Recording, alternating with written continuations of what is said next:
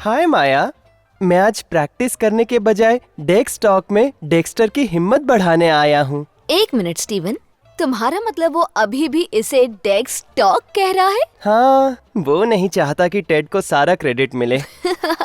Wax भी अपनी Pilates class नहीं गया।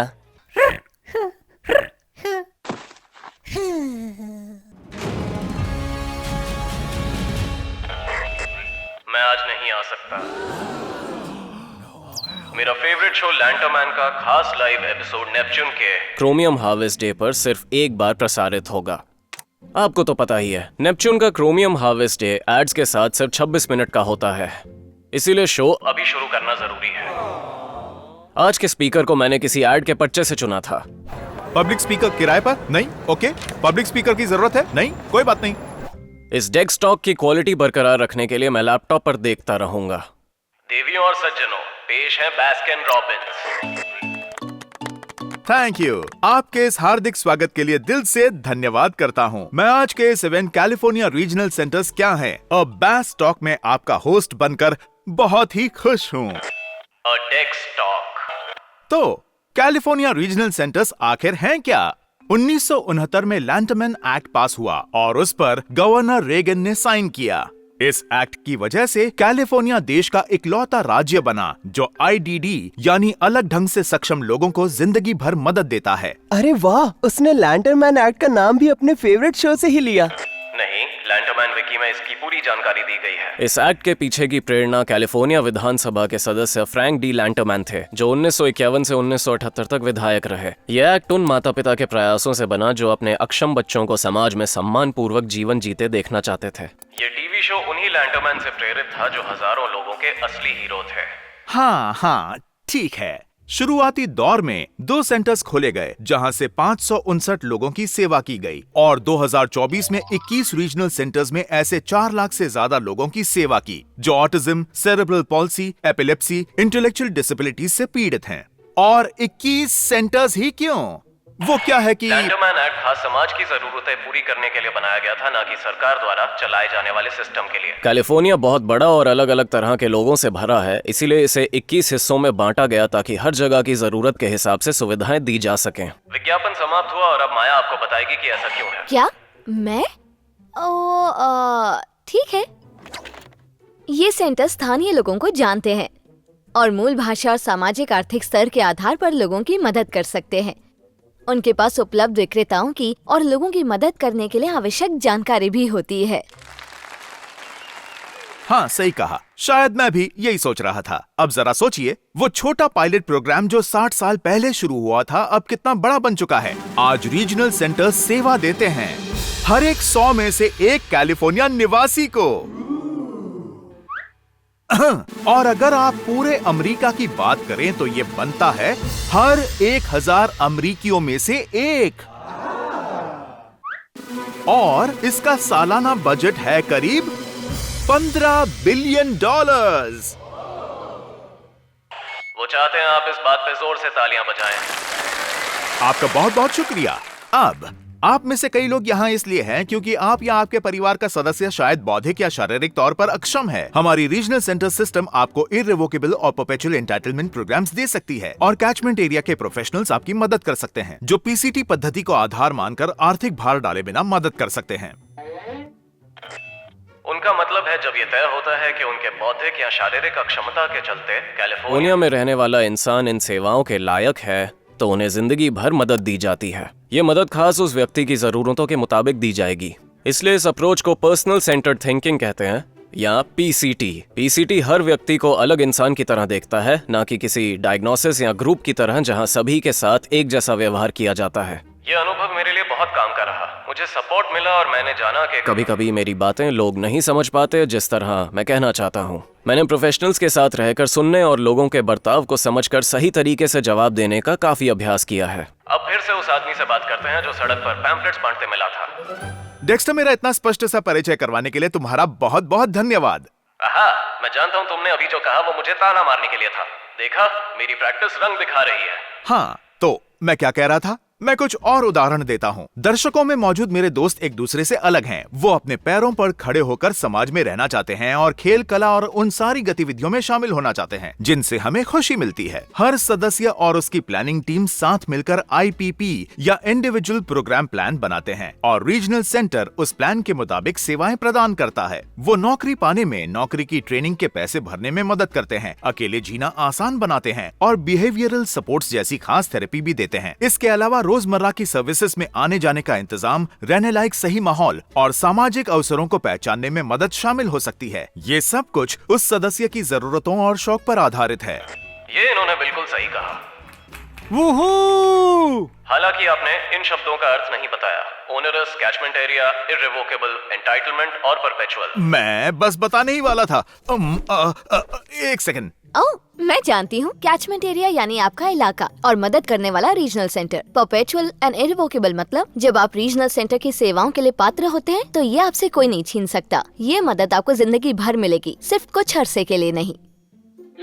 और एंटाइटलमेंट का अर्थ है कि ये प्रोग्राम कैलिफोर्निया राज्य द्वारा NGO के माध्यम से चलाया जाता है और आप भरोसा कर सकते हैं कि ये सेवाएं आपको दी जाएंगी।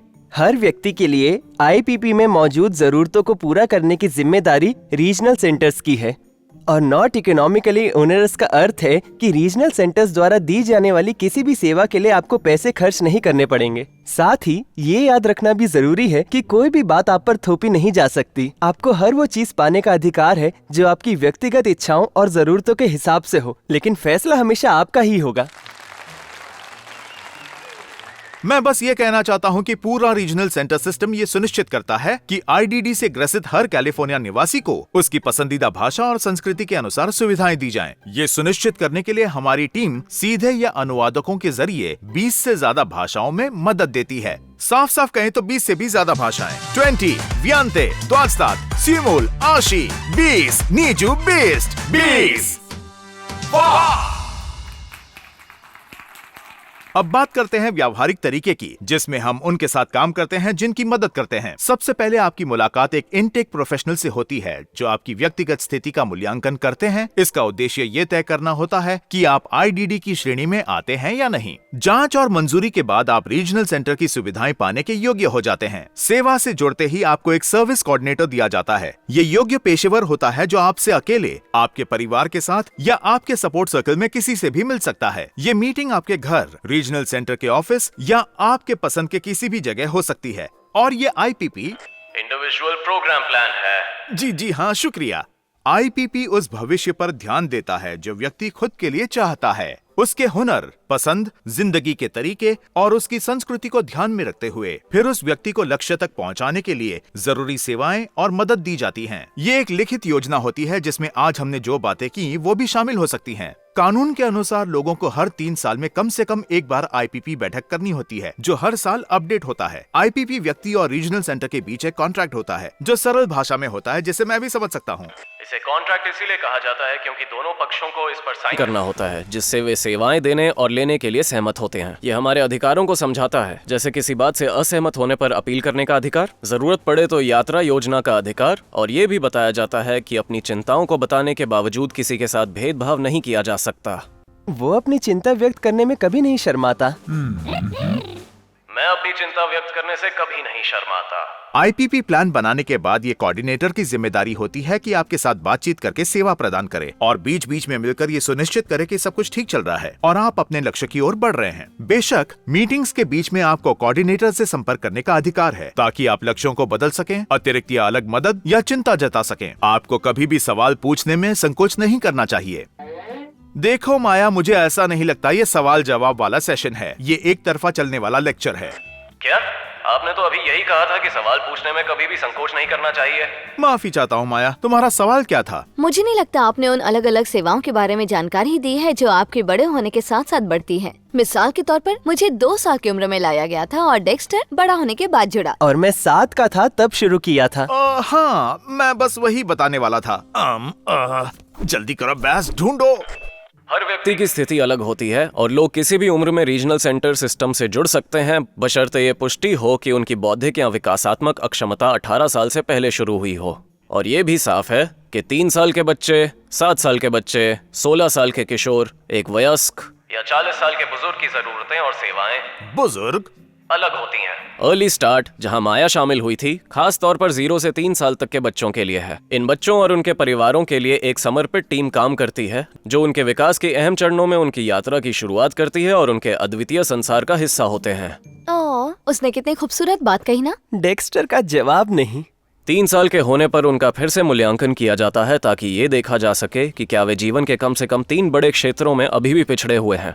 अगर ऐसा है तो वे जिंदगी भर सेवाएं पाने के योग्य हो जाते हैं। इसके बाद रीजनल सेंटर और स्कूल की जिम्मेदारी होती है कि बच्चों को शिक्षा प्रणाली में आसानी से शामिल किया जाए, ये ध्यान में रखते हुए कि उन्हें पहले से ही एक बेहतरीन अर्ली स्टार्ट मिला है। उम्मीद है आपने वो मजेदार ढंग से की गई बात पकड़ ली होगी। ठीक है, अब योग्य बच्चों को रीजनल सेंटर से मदद मिलती है और साथ ही साथ स्कूल से भी मदद मिलती है। तो अब वक्त है लेंडरमैन का। अब मैं चला।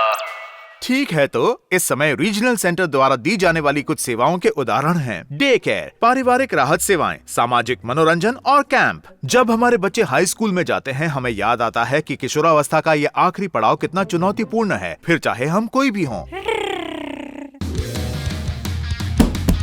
प्लीज आवाज कम करो।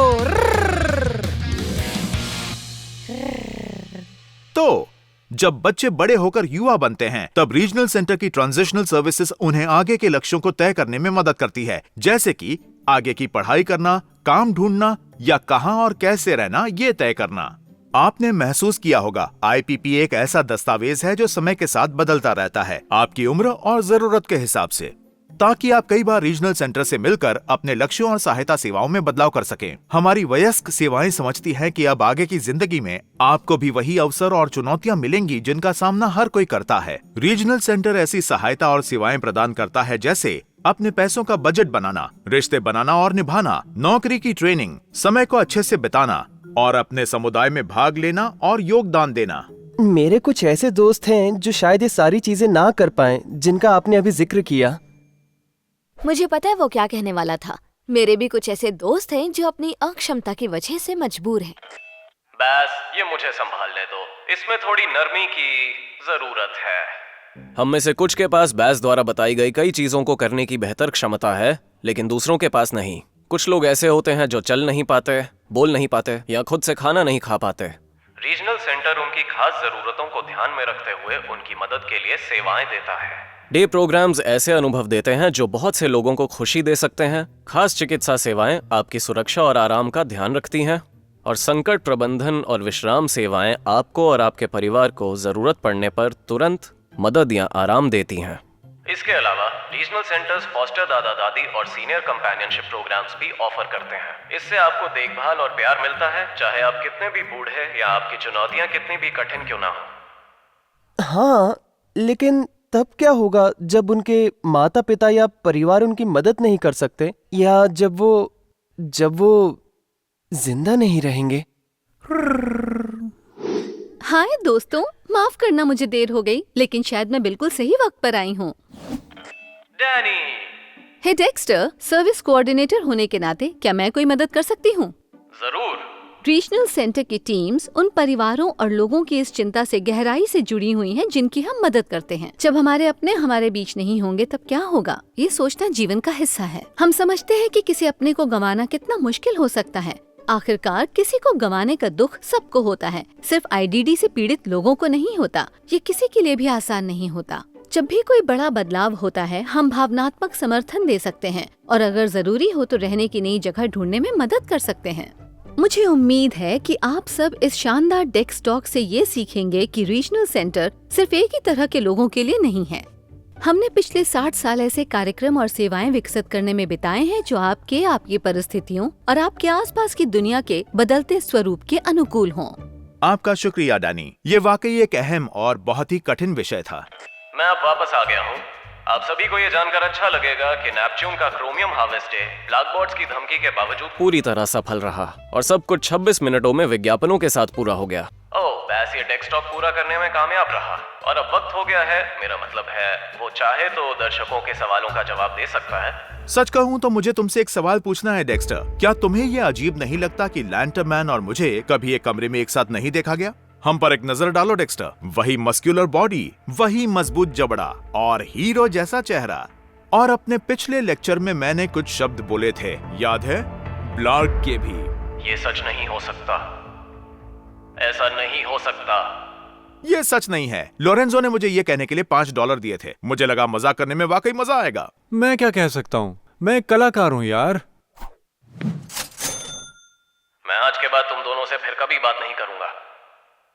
उम्मीद है आज आपने बहुत कुछ सीखा होगा। अगर आप और सीखना चाहते हैं तो tds.ca.gov पर जाइए, जहां आपको अपने स्थानीय रीजनल सेंटर्स के वेब एड्रेस और फोन नंबर्स मिल जाएंगे। अब मेरी डेस्कटॉप खत्म होती है, जिसका विषय था कैलिफोर्निया रीजनल सेंटर्स क्या है। अगली बार मैं आपको शनि ग्रह पर मिलूंगा, फिर सितारों में।